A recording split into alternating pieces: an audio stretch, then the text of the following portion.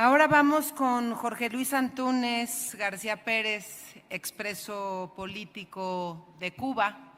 17 años estuvo preso y hoy está aquí para darnos su testimonio. Él sigue luchando, sigue dando la batalla. Y yo quiero, pasa al frente, querido Antúnez, por favor. Un aplauso para él. Antúnez de Cuba. Y después de escuchar la historia de Antúnez, estuvimos platicando largo y tendido de todo lo que había vivido en la cárcel, de todo lo que le estaba pasando en estos momentos a su familia. Me di a la tarea de convertirme en madrina de su hermano, Loreto Hernández, que está también preso, de Donaida Pérez Paseiro, que está también presa de manera injusta. Su hermano enfermo, no saben si saldrá vivo o no de la cárcel, y eso, por supuesto, nos conmueve y nos provoca también a levantar la voz por tu familia, Antúnez. Eres muy fuerte, potente, y de verdad que es un privilegio poderte tener aquí en México. Te dejo el micrófono. Gracias. Muchas gracias. Gracias.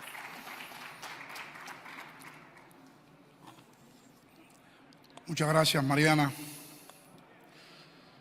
Quiero, antes de comenzar, destacar la presencia de dos amigos que han hecho mucho por la libertad de Cuba. Son el presidente Miguel Ángel Rodríguez y mi querido hermano, el senador René Bolio. Yo quiero, antes de comenzar, dedicar mi intervención a mis hermanos del presidio político, tanto de Venezuela, Nicaragua, como Bolivia.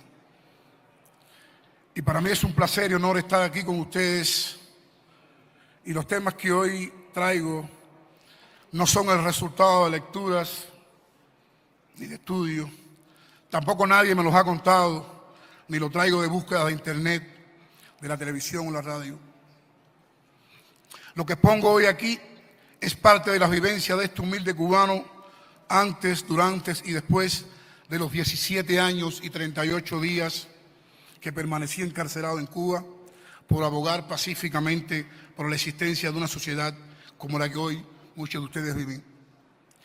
Nací en el año 1964 en una Cuba donde la justicia social era una supuesta conquista. Una Cuba donde supuestamente los negros, los campesinos y las clases más pobres serían las más beneficiadas, y no pocos lo creyeron. Vengo de un país donde comisarios políticos y culturales te orientan qué debes leer, qué música escuchar y cómo debes vestirte, e incluso cuáles deben ser tus amigos y cuáles no. Hace unos días en Miami, un amigo me preguntaba que el por qué en Cuba no se hacía lo que hacen los hermanos venezolanos o nicaragüenses, refiriéndose a las elecciones. Y es muy sencillo, y son dos realidades muy diferentes. Es cierto que en Venezuela se roban las elecciones, pero en Cuba es mucho peor. En Cuba no hay elecciones. En Venezuela, Nicaragua, hostillan a los partidos políticos de oposición. En Cuba es mucho peor. En Cuba no existe o no permiten la existencia de una oposición como alternativa de poder. Una prueba de ello son los más de 1000 cubanos que se encuentran encarcelados por intentar hacer oposición o defender los derechos humanos. La existencia en Cuba de un partido político que le pueda disputar el poder al partido gobernante es un escenario tan ilusorio como quimérico. La posibilidad dentro de Cuba que un opositor pueda desempeñar un cargo de gobernador, diputado, senador, es tan imposible como ingenua. En Cuba, ser opositor significa no ser persona y someter a sus hijos y nietos al ostracismo, al repudio, a la exclusión, a la bula. En Cuba los opositores y sus hijos tienen el derecho, tienen el acceso vedado a sus estudios superiores. El régimen castrista tiene un lema bien claro para quienes quieran convertirse en profesionales. ¿Saben cuál es el lema? La universidad es solo para los revolucionarios.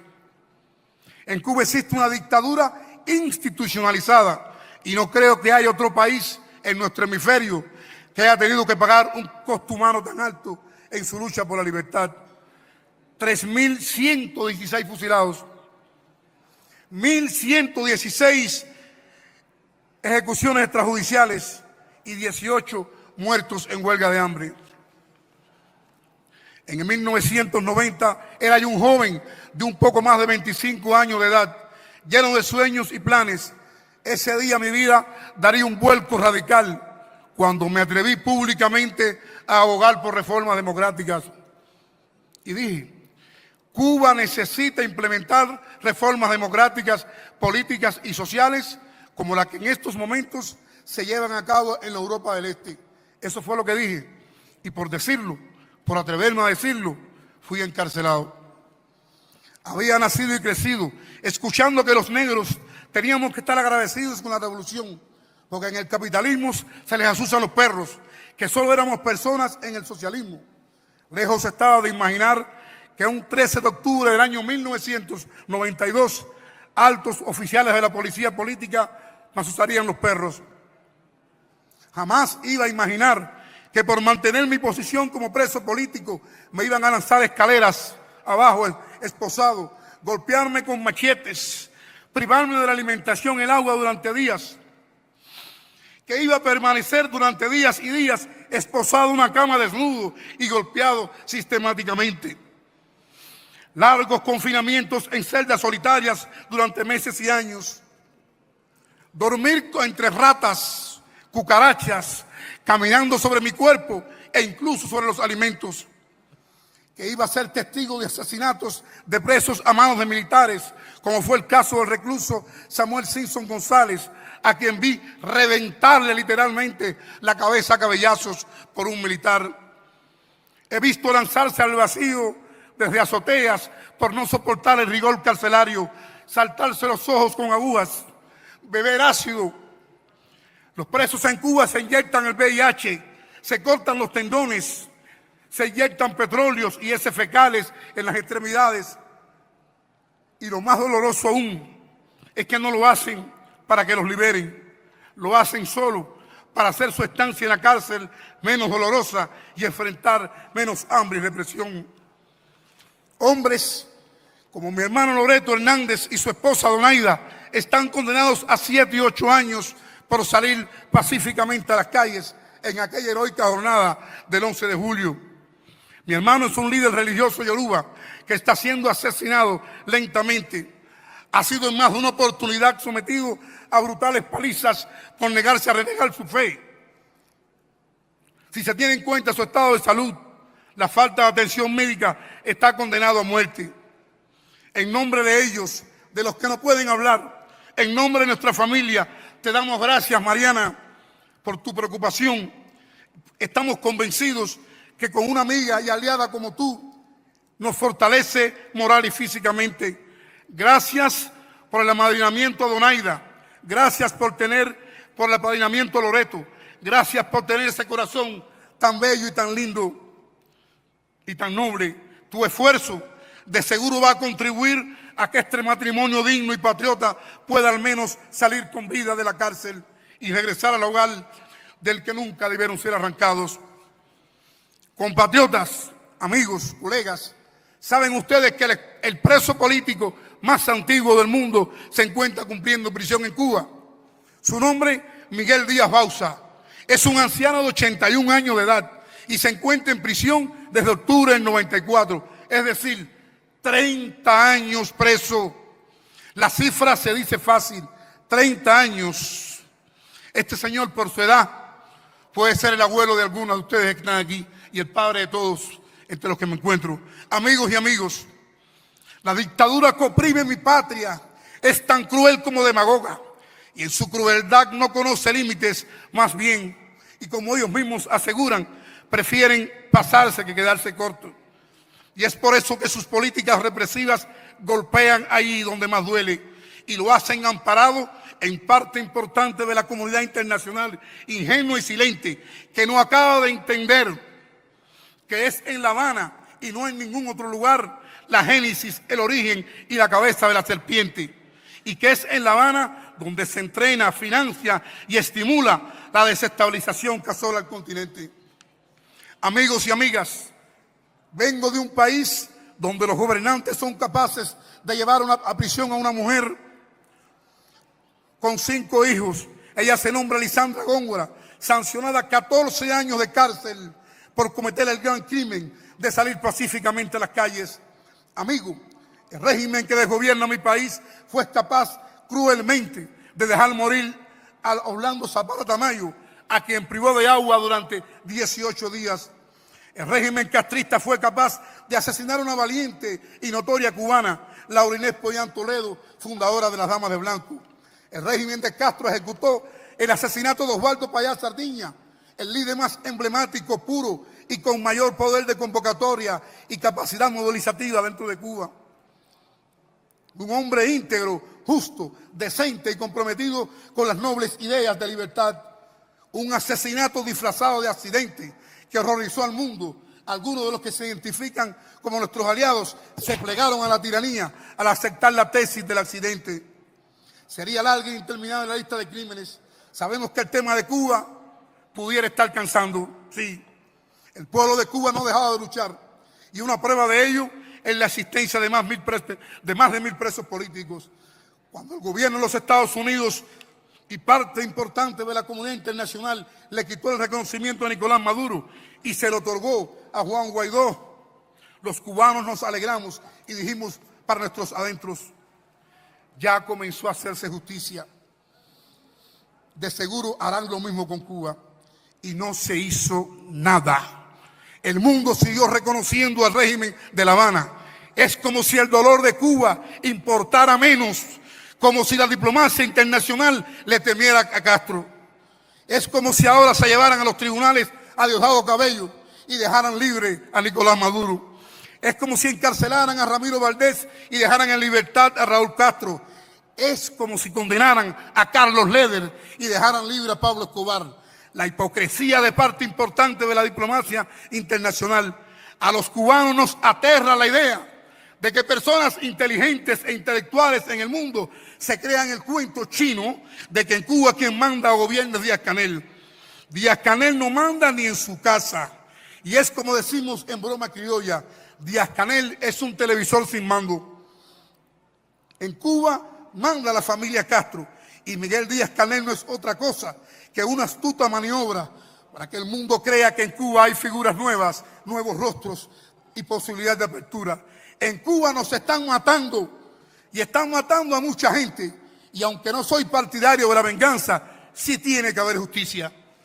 Tiene que haber justicia contra quienes hundieron el remolcador con niños y mujeres inocentes aquella madrugada del 13 de julio del 94.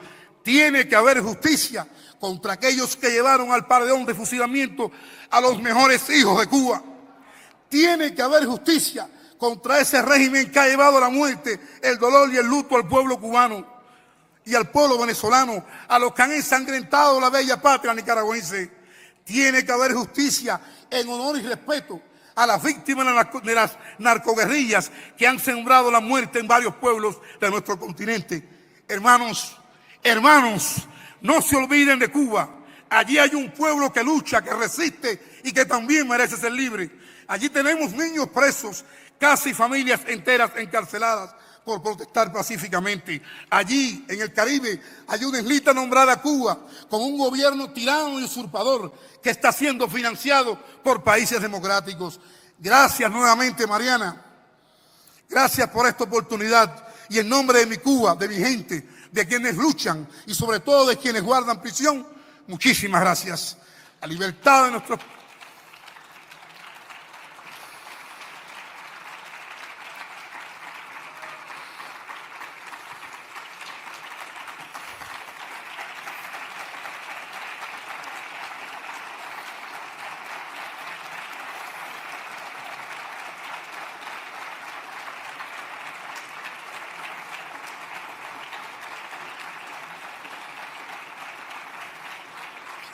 La libertad de nuestros pueblos es lo más sagrado. Pero la libertad de un preso político, aunque sea uno solo, equivale a salvarle la vida. Y la vida de cualquier compatriota nuestro vale cualquier sacrificio. Nuestros presos tienen mucha hambre, pero hambre de solidaridad, de justicia y sentirse apoyados, y lo digo por experiencia propia, es lo que más se necesita. Y agradece un preso y debilita al opresor. Por eso nos duele, me duele, y apena que se está olvidando Cuba y se ve allá la situación de Cuba como que ya el mundo se esté acostumbrando. Cuba es el bastión de la crueldad, de la opresión, y allí está la cabeza, y hay que cortarla de un tajo. Ignorarlo o pasarlo por alto puede ser muy peligroso. Si me preguntaran cuál es la principal y más grave violación a los derechos humanos en mi país, no diría ningún crimen particular. Diría que es la existencia por más de 6 décadas de un régimen tiránico y dictatorial en contra de la voluntad popular. Todo lo demás emana de él. Si me preguntaran el más grave peligro, dijera que la apatía, el silencio, la ingenuidad de cierta parte de la comunidad internacional que parece estarse acostumbrando. Por defender la libertad, los derechos humanos y la justicia, he sufrido el golpe de la porra, la herida de la bayoneta. He visto hermanos morir a mi lado, pero les aseguro que si volvieran a hacer haría lo mismo y estaría dispuesto a regresar a la prisión, por lo que le agradezco a Dios la oportunidad de haberme puesto en el lado de los justos, de los que construyen y de los que no se rinden. Muchas gracias.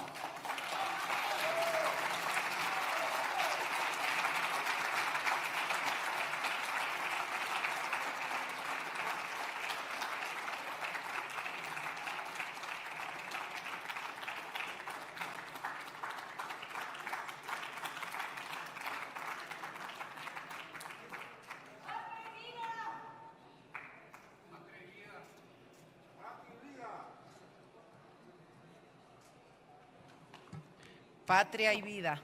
Gracias, Antúnez. Gracias por este mensaje. Nos quedamos impactados, helados. Gracias. Gracias, gracias.